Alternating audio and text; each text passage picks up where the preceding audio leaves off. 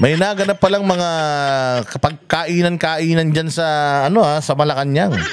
At ito daw ay normal na kainan lang daw. Kaya lang, Diyos mio, bakit naman hindi nyo inimbita si Aimee? Gabi, kawawa naman si Aimee. Nagpapaawa na naman si Aimee. Ito si Aimee siguro, loka-loka rin, no?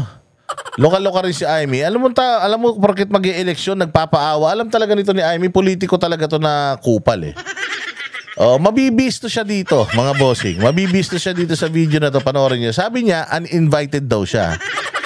Uninvited daw siya. Nagpapaawa. Ano, kawawa naman siya. Inimbita lahat ng mga senador tapos siya hindi.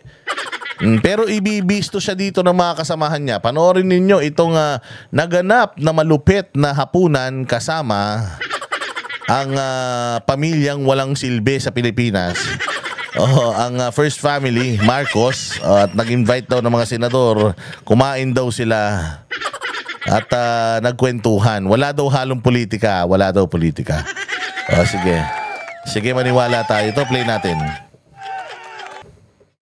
Hindi raw invited si Senator Aimee Marcos sa pagtitipon ng mga senador kasama si Pangulong Bongbong Marcos. Giit ng ilang dumalo, chillax dinner lang ang nangyari. Kawawa naman. At wala namang napag-usapang politika. Nasa frontline ng balitang niya, si Mayan Los Baños.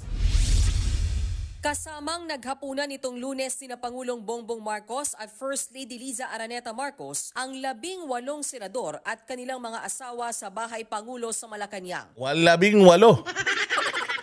So kulang ng 6. So nag-host sila ng dinner.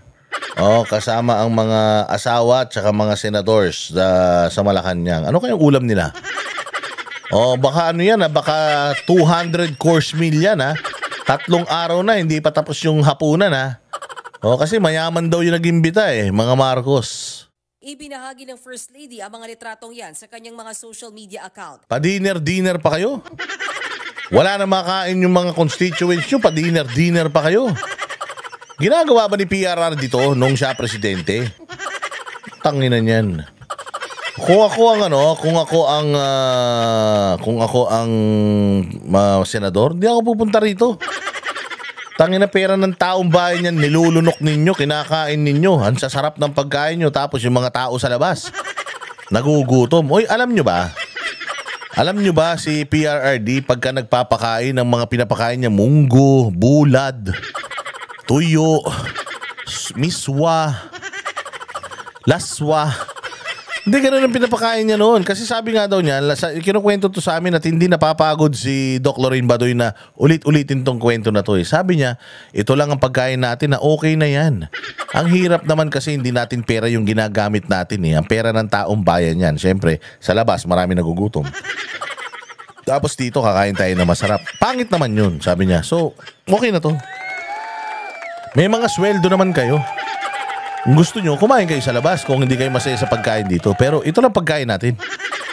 Kaya nga noon, pagka nagpupunta kami ni Banat Bay dyan sa Malacanang, kumakain na kami marami. Kakain na kami sa labas. Diretso na muna. Kain na muna kami. Tara, kain muna tayo sa McDo. Kaya mag-Starbucks muna tayo. Kumain tayo ng mga sandwich, ganyan. Kaya kumakain na ako sa bahay. Kumakain na ako ng mga sandamukal na kanin. Bago kami magpunta dyan. Kasi nga, pag nandiyan ka na, wala na. Wala na. Hindi ka na makakatikim ng masarap na buhay. Ang ganda lang ng bahay, pero hindi masarap ang buhay. Eto mga to, tingnan mo naman ang mga kapal ng muka. Mantakin mo Sinasabi nito ni Bongbong Marcos na nung Pasko, dapat maging simple lang tayo. Maging simple lang tayo, tapos putangin ninyo, may mga pa-dinner pa kayo dyan. Hindi kayo nahiya sa mga balat ninyo. Pa-dinner pa kayo. Sabi, Boss Dada, hindi na pwede mag-dinner. Pwede naman mag-dinner. Pero putangin na naman, be sensitive enough. Huwag nyo naman ipinapakita sa tao. Ang ganda-ganda pa ng mga lamesa nyo. Ganda-ganda pa ng mga ilaw. Yung kuryente na yan, kami nagbabayad yan. Yung mga sinusubo ninyo, ilang course meal yan? Baka mamaya, 12 course meal yan. Mayroong appetizer, may soup, may kung ano-ano, may steak, main course, Baka mamaya kung ano-anong course pa yan. Tas baka mamaya yung mga hayop na ginamit nyo sa baka naman yung pagkamamahal ng mga steak pa. Mga wagyu-wagyuhan pa. Naiinggit kami. Naiinggit talaga kami. Imaginein mo, binoto kayo ng taong bayan para mamuhay ng simple, tapos napakagarbo nyo. Hindi nyo pa nabibigyan ng magandang buhay yung mga Pilipino. Putang ina, puros kagarbuhan na yung mga iniisip ninyo. Di kayo nahiya. Di kayo nahiya sa mga naghihirap ng mga Pilipino. Habang isang kaig, isang tuka, mga Pilipino, 30 pesos ang kamatis. Tapos kayo dyan, mga kinakain ninyo, may mga soft drinks pa kayo. Sa sarap ng mga buhay nyo, may mga pa-wine pa kayo. Sigurado ako, baka habang kumakain kayo, may mga nagbubyulin pa dyan. Baka may mga kumakanta pa dyan ng soprano at mga tenor. Walang hiya talaga. Hindi nyo pera yan. Yun lang ang masasabi namin, ha. Mahiya kayo sa mga balat ninyo. Pasok. Catch-up dinner daw yan bilang pagsalubong sa bagong taon. Tangina, catch-up dinner? Gusto nyo lang pala mag-catch up, ba't hindi na lang kayo nag-video call? Catch up, ano eh? Kumusta? Ganun lang naman yung catch up eh. Ano balita sa'yo? Anong update sa'yo? Tangina yan, hindi na lang kayo Hoy Robin! Ba't ka sumama dyan?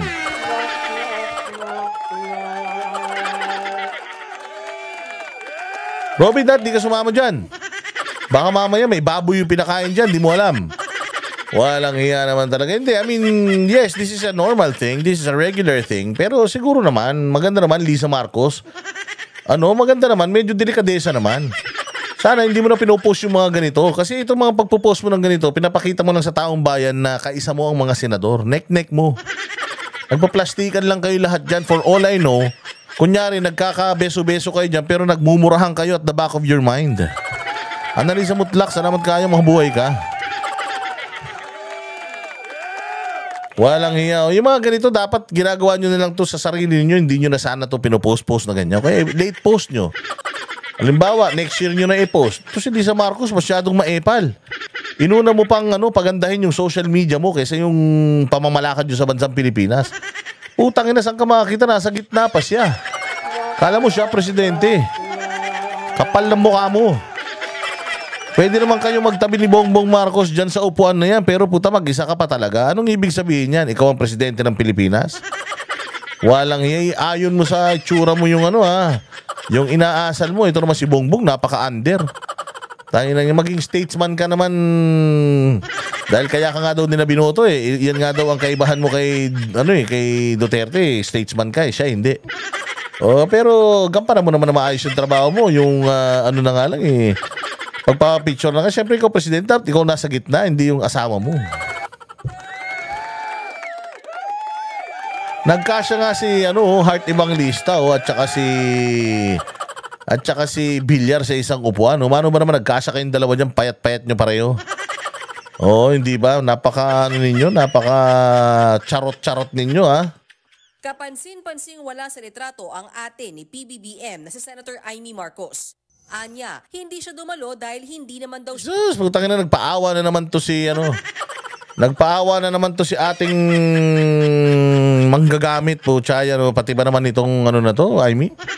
Tigil mo na yung pag-arte mo, Amy. No, I didn't attend. My office didn't receive an invite. So sinabi niya, hindi raw siya inimbita. Tinan mo, ibibisto siya rito ng mga kasama niya. Siya invited. Wala raw tampo ang senadora. Hindi rin naman daw kasi siya mahilig sa mga sosyalan. Hindi ka mahilig sa sosyalan, ha? Hindi ka mahilig sa sosyalan, pero ang sosyal nyo, ha? Sige nga, pamigay mo nga yung mga kayamanan nyo. Hindi ka mahilig sa sosyalan. Wala rin sa catch-up dinner ang mga kilalang kaalyado ng mga Duterte na sina Senator Bongo, Senator Bato de la Rosa, bagamat present naman si Senator Robin Padilla. Wala rin si Senator Risa Hontiveros. Si Robin Padilla kasi he's always been respectful. Wala namang problema si Robin Padilla talaga personal sa mga Marcos eh. And besides, Marcos is the president of the Philippines. So kung i-invite lahat ng senador at pumunta naman yung karamihan, pwede ka naman sumama. Diba? Kainan lang naman to eh. Wala naman tong politika. Diba? Yung iba kasi nagagalit to si Robin. Ano yan? Balimbing yan si Robin. Si Robin, ano yan? Mga Marcos. Hindi.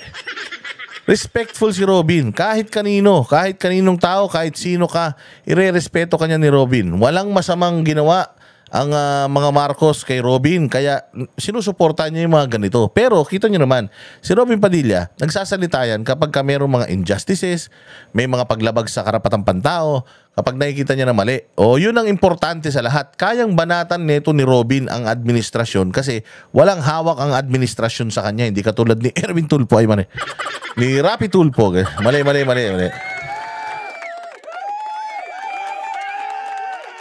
So okay lang yan. Okay lang yan. So ito naman si ate, paawa naman masyado. Kaysa hindi raw siya inimbita o tinan mo sasabihin ng mga kasama niya.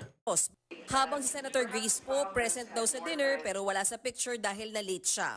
Ayon naman kay Senate President Chis Escudero, ang pagkakaalam niya, lahat ng senador ay imbitado sa naturang dinner. Sos, Amy. Ano itong pautot mo na hindi ka inimbita? Lahat naman pala imbitado. Ano to, nagpapaawa ka para makagain ka na naman ng simpatya? KSP ka talagang matanda ka.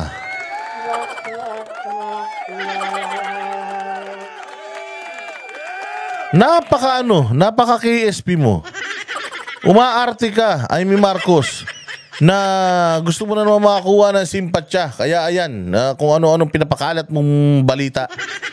Na kesyo, hindi kayo nimbita, kesyo ganito, hindi naman mahilig sa sosyalan. Hindi ka mahilig sa sosyalan, Marcos ka? Sinungaling ka. Sabi ni Chiso, inaya naman lahat.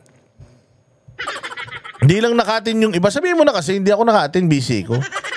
Pero yung umaarte ka, nagpapaawa ka, hindi ako nakatin kasi hindi ako inimbita eh.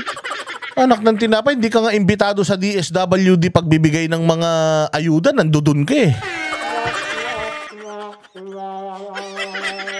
Di ba? O, di ba may mga picture ka na mimigay ka ng ayuda, sinita pa nga kayo?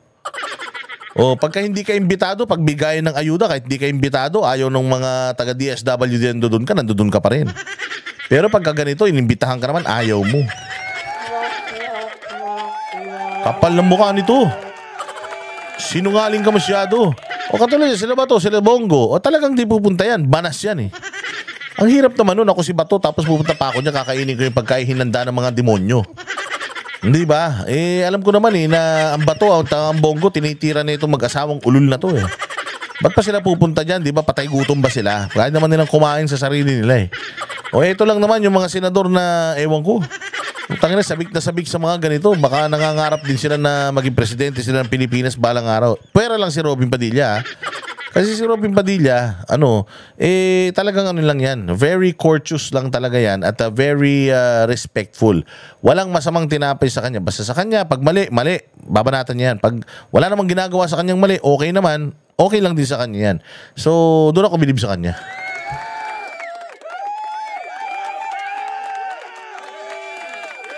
Dagdag pa niya, regular o seasonal gathering lang ito ng mga senador at ng Pangulo. Wala raw formal program o official matters na pag-usapan. Wala daw program na formal ha.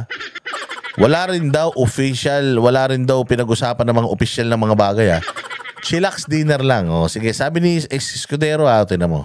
Sabi pa ni Escudero, isa lang itong chillax na dinner. Sabi naman ni Senator J.V. Ejercito, walang politikang napag-usapan sa dinner. Pero nabanggit daw ni First Lady Liza Araneta Marcos ang peace rally ng Iglesia ni Cristo na ginanap sa parehong araw ng nasabing dinner. Sabi nga ni First Lady, parang pag every time nagpapadinner, nagkakaroon ng event. No? So nagagalit si Nagagalit si First Lady. Sa tuwi daw siya magpapatawag ng dinner. May mga event daw. May mga ganito daw nangyayari. Di ba? Medyo siya doon. Parang, sa tuwi na lang, mayroon tayong dinner. May mga nangyayaring ganyan. Tingnan nyo mamaya. Kasi I think yung last dinner was after the Senate change in leadership. Yun yung last. Tapos ngayon naman may kasabay nung INC rally. Although hanggang doon lang, hindi naman pinag-usapan yun. Napag-usapan din daw ang ilang priority bills na gustong ipasa ng Malacanang na kaya pa raw ihabol ng mga senador sa mga natitirang sesyon. Kabilang din daw sa tinalakay ang tungkol sa PhilHealth. Kala ko ba wala kayong tinalakay dyan na exclusive? Bakit yung pinag-usapan yung PhilHealth? Style nyo, bulok. Puro kayo sinungaling. Puro kayo sinungaling. Pag-usapan about, of course, yung sa PhilHealth, no? Of course, maghahanap na rin siguro na siguro kailangan talaga ng change in leadership. Wala raw commitment ang Pangulo pero umayon siya na kailangan ng ilang pagbabago sa ahensya. Palakpakan. Amy Marcos, umarte. Nag-feeling importante, binisto naman ni Binisto naman ni pangalan yan, Chis Escudero na naimbita naman daw, di na nagpunta pa Epal. Diyos me. Oy, dito tayo sa 'di ba sabi ni sabi ni Madam First Lady, nabibwisit siya. Dahil kung kailan siya nagpapaimbita-imbita ng mga dinner, doon naman nagkakaroon daw ng mga ganitong mga issues. Itong INC. So ang tingin ni Mrs. Marcos dito sa INC Peaceful Rally issue. Kasi sabi niya nung una, yung nag-change of leadership ng Senate. Tapos ito naman ngayon, may pa INC. May INC Peace Rally So parang banas siya. Imbiyer na siya dito sa Peace Rally. Akala ko ba okay lang sa inyo? Akala ko ba kaibigan nyo itong mga taga-INC? Bakit parang nagagalit kayo? Ilang leader ng bansa nagpangkiisa ng National Rally. So pati si Bongbong Marcos nagbigay ng statement dito. Magandang statement. Tapos yung asawa, ang statement na binibigay, ano ba yan? Kapag meron akong mga imbitasyon dito, may mga ganyan-ganyan mga nangyayari. May rally-rally pa. Plastic, di ba? Tapos magsasalita si Bongbong dito, nagpapasalamat sa INC.